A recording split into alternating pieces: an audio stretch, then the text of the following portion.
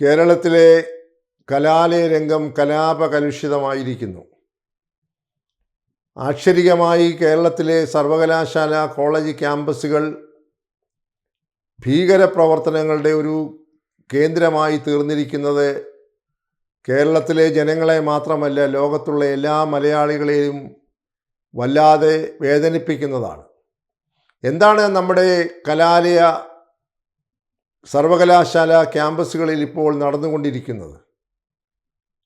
രാഷ്ട്രീയവൽക്കരിക്കപ്പെട്ട വിദ്യാർത്ഥി സംഘടനകൾ തമ്മിൽ തെരുവിൽ ഏറ്റുമുട്ടുന്നതിനേക്കാൾ ഹീനമായ രീതിയിൽ കായികമായി ഏറ്റുമുട്ടിക്കൊണ്ടിരിക്കുകയാണ്. വിദ്യാഭ്യാസത്തിൻ്റെ അല്ലെങ്കിൽ അക്ഷരാഭ്യാസത്തിൻ്റെ ശ്രീകോവിൽ എന്നൊക്കെ വിശേഷിപ്പിക്കപ്പെടുന്നതായ കലാലയങ്ങൾ, സർവകലാശാല ക്യാമ്പസുകളൊക്കെ ഇപ്പോൾ കലാപശാലകളായി മാറിയിരിക്കുന്നു. വിദ്യാർത്ഥി സംഘടനകൾ പരസ്പരം ഏറ്റുമുട്ടുന്നു.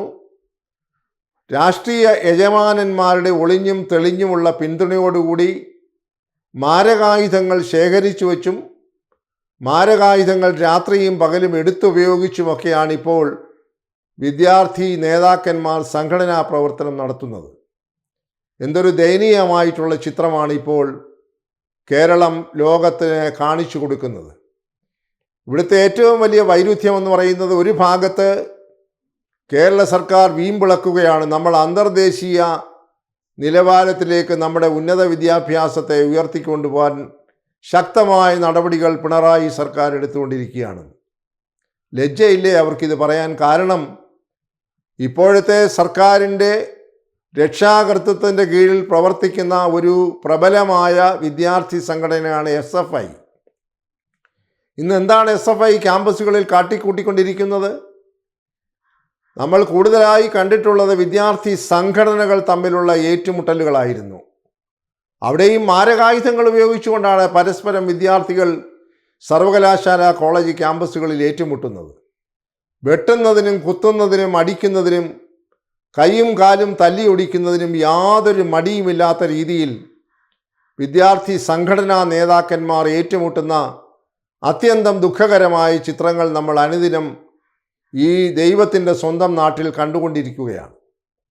ഏറ്റവും ഒടുവിലുണ്ടായ ഒരു അസാധാരണമായ സംഭവമാണ് വിദ്യാർത്ഥി സംഘടനകൾ തമ്മിലുള്ള ഏറ്റുമുട്ടലല്ല, വിദ്യാർത്ഥികൾ അധ്യാപകരെ കായികമായി കൈകാര്യം ചെയ്യുന്നു.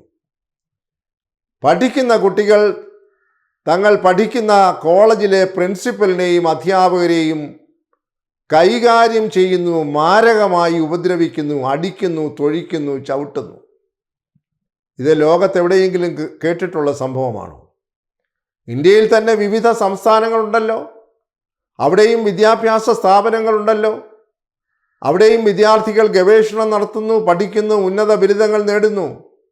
JNU പോലെയുള്ള ഇന്ത്യയുടെ അഭിമാനമായ സർവകലാശാല ക്യാമ്പസുകളിൽ അവർ ഏതെങ്കിലും തരത്തിൽ അവരുടെ പ്രതിഷേധം വരുമ്പോൾ മാന്യമായ രീതിയിൽ പ്രതിഷേധിച്ച് അവർ ക്ലാസ് മുറികളിലേക്ക് മടങ്ങുകയാണ് പതിവ്.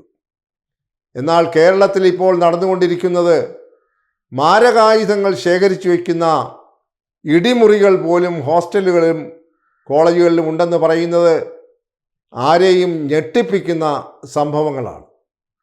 നമുക്കറിയാം, പൂക്കോട് വെറ്ററിനറി കോളേജിൽ ഒരു വിദ്യാർത്ഥിയെ സഹപാഠികൾ മർദ്ദിച്ച് അവശരാക്കി. അവർ പറയുന്നു അദ്ദേഹം ആത്മഹത്യ ചെയ്തതാണെന്ന്. അതല്ല, അവനെ തല്ലിക്കൊന്ന് കെട്ടിത്തൂക്കാൻ പ്രേരിപ്പിച്ചതാണ് വിദ്യാർത്ഥി സംഘടനാ പ്രവർത്തകർ എന്നും അവരുടെ രക്ഷിതാക്കൾ ആരോപിക്കുന്നു. ഇപ്പോഴും അത് സംബന്ധിച്ചുള്ള കേസ് അന്വേഷണം നടക്കുകയാണ്. സത്യാവസ്ഥ വൈകാതെ പുറത്തു വരും. അപ്പോഴും അവിടെയും പ്രതിക്കൂട്ടിൽ ഈ പറയുന്ന SFI പോലുള്ള വിദ്യാർത്ഥി സംഘടനകളാണ്. രാഷ്ട്രീയ കക്ഷികൾ രക്ഷാകർതൃത്വം കൊടുക്കുന്നതിൻ്റെ ഫലമായിട്ടാണ് ഈ വിദ്യാർത്ഥി സംഘടനകൾ അഴിഞ്ഞാടുന്നത് എന്നതിനെക്കുറിച്ച് തർക്കമില്ല. അത് KSU ആണെങ്കിലും ശരി, SFI ആണെങ്കിലും ശരി, അവർക്ക് ഈ പറയുന്ന സംരക്ഷണം കൊടുക്കാൻ രാഷ്ട്രീയ പാർട്ടികൾ മുന്നോട്ട് വരുന്നത് കൊണ്ടാണ് ഈ തരം അക്രമ പ്രവർത്തനങ്ങളിലേക്ക് പോകുന്നത്. SFIയെ സംബന്ധിച്ച് അവർക്ക് കൂടുതൽ സൗകര്യമുണ്ട്. കാരണം അവരുടെ സംരക്ഷകരായിട്ടുള്ള CPM ആണ് കേരളം ഭരിച്ചുകൊണ്ടിരിക്കുന്നത്. മാത്രവുമല്ല, പോലീസ് വകുപ്പ് ബഹുമാനപ്പെട്ട മുഖ്യമന്ത്രിയുടെ നിയന്ത്രണത്തിലാണ്. അതുകൊണ്ട് എന്ത് കാണിച്ചാലും അവരെ മുഖ്യമന്ത്രിയും മാർക്സിസ്റ്റ് കമ്മ്യൂണിസ്റ്റ് പാർട്ടിയും സംരക്ഷിക്കുമെന്നുള്ള വിശ്വാസം കൊണ്ടാണ് ഈ തരത്തിലുള്ള കാപാലിക പ്രവർത്തനങ്ങളിലേക്ക് പോയിരിക്കുന്നത്. എന്താണിപ്പോൾ ഏറ്റവും ഒടുവിൽ അവരോടൊപ്പം നിൽക്കുന്ന സഖ്യകക്ഷികൾ തന്നെ SFIയെ തള്ളിപ്പറയാൻ തുടങ്ങിയിരിക്കുന്നു. CPIയുടെ സംസ്ഥാന സെക്രട്ടറി പറഞ്ഞു, SFI എന്ന് പറയുന്ന സംഘടന കമ്മ്യൂണിസ്റ്റ് പ്രസ്ഥാനങ്ങൾക്കൊരു ബാധ്യതയായി തീരാൻ പോവുകയാണ്. അവരുടെ പ്രവർത്തന ശൈലിയും പ്രവർത്തന രീതിയിലും മാറ്റിയെങ്കിലേ മതിയാവുകയുള്ളൂ. അല്ല എന്നുണ്ടെങ്കിൽ അവർക്ക് മാത്രമല്ല, അവർക്ക് രക്ഷാകർത്തം കൊടുക്കുന്ന രാഷ്ട്രീയ പാർട്ടികൾക്കും അതിൻ്റെ വലിയ ദോഷങ്ങൾ അനുഭവിക്കേണ്ടതായി വരുമെന്ന് CPIയുടെ സംസ്ഥാന സെക്രട്ടറി ബിനോയ് വിശ്വം പച്ചയായ ഭാഷയിൽ പറഞ്ഞു കഴിഞ്ഞു. ഇപ്പോൾ അദ്ദേഹത്തെ കടന്നാക്രമിക്കുകയാണ് CPMൻ്റെ ചില നേതാക്കന്മാരും SFIയുടെ നേതാക്കന്മാരും. അവർക്ക് വസ്തുതകൾ കേൾക്കുമ്പോൾ അസഹിഷ്ണുതയാണ്.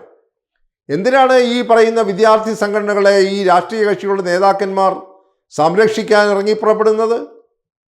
മാർക്സിസ്റ്റ് കമ്മ്യൂണിസ്റ്റ് പാർട്ടിയുടെ കേന്ദ്ര കമ്മിറ്റി അംഗങ്ങൾ പോലും രംഗത്ത് വന്നുകൊണ്ട് SFIക്ക് പരോക്ഷമായ പ്രോത്സാഹനം നൽകുകയാണ്. മാർക്സിസ്റ്റ് പാർട്ടിയുടെ സംസ്ഥാന സെക്രട്ടറി പോലും അവർക്കങ്ങനെ വലിയ കുഴപ്പമൊന്നുമില്ല, വലിയ സംഘടന ആയതുകൊണ്ടൊക്കെയുള്ള ചില പ്രശ്നങ്ങളാണ്. അപ്പോൾ എന്തിനാണ് ഈ തരത്തിൽ ഉന്നതന്മാരായിട്ടുള്ള നേതാക്കന്മാർ ഈ സംഘടനാ നേതാക്കന്മാരുടെ ഈ തരത്തിലുള്ള മൃഗീയമായ പ്രവർത്തനങ്ങളെ സംരക്ഷിക്കാൻ ഇറങ്ങിപ്പെടുന്നത്? പ്രിൻസിപ്പലിനെയും അധ്യാപകരെയും തല്ലുന്ന ഒരു സംസ്കാരത്തിലേക്ക്, അവരുടെ കൈയും കാലും വെട്ടുമെന്ന് കൊലവിളി നടത്തുന്ന ഒരു സംസ്കാരത്തിലേക്ക് വിദ്യാർത്ഥി സംഘടനകൾ നിലംപരിശാകുന്നത് സങ്കടകരമാണ്. അതുകൊണ്ട് രാഷ്ട്രീയ കക്ഷികളുടെ നേതാക്കൾ കുറെ കൂടെ വിവേകം കാട്ടി അവരുടെ കീഴിൽ പോഷക സംഘടനകളായി പ്രവർത്തിക്കുന്ന വിദ്യാർത്ഥി സംഘടനകളെ നിയന്ത്രിച്ചെങ്കിലേ മതിയാവുകയുള്ളൂ. അല്ല എന്നുണ്ടെങ്കിൽ ഈ വിദ്യാർത്ഥി സംഘടനകൾ SFI പ്രത്യേകിച്ചും മാർക്സിസ്റ്റ് കമ്മ്യൂണിസ്റ്റ് പാർട്ടിക്ക് ഒരു ബാധ്യതയായി തീരും. ഈ കഴിഞ്ഞ പാർലമെൻറ്റ് തെരഞ്ഞെടുപ്പിൽ അവർക്കേറ്റ തിരിച്ചടി വരും കാലങ്ങളിൽ അതിനേക്കാൾ കൂടുതൽ ശക്തമായി ലഭിച്ചുവെന്ന് വന്നേക്കാം. ഇനി പഞ്ചായത്ത് മുനിസിപ്പാലിറ്റി തെരഞ്ഞെടുപ്പുകൾ വരാൻ പോകുന്നു, നിയമസഭാ തെരഞ്ഞെടുപ്പ് വരാൻ പോകുന്നു. ഈ തരത്തിലുള്ള സാമൂഹ്യ വിരുദ്ധ പ്രവർത്തനങ്ങൾ നടത്തുന്ന വിദ്യാർത്ഥികളായിരിക്കാൻ തന്നെ യോഗ്യരല്ല. അതുകൊണ്ട് സമാധാനമായ അന്തരീക്ഷം നിലനിർത്തുവാൻ ഭരണം കൈയാളുന്ന കക്ഷികൾ മുൻകൈയെടുക്കണം. SFI പോലുള്ള സംഘടനകളെ അക്രമവാസനയിൽ നിന്ന് പിന്തിരിപ്പിക്കാൻ വിവേകമുള്ള നേതൃത്വം ഒട്ടും വൈകാതെ ശ്രദ്ധ ചെലുത്തണം എന്നാണ് കേരളത്തിലെ പൊതുസമൂഹം ആഗ്രഹിക്കുന്നത്.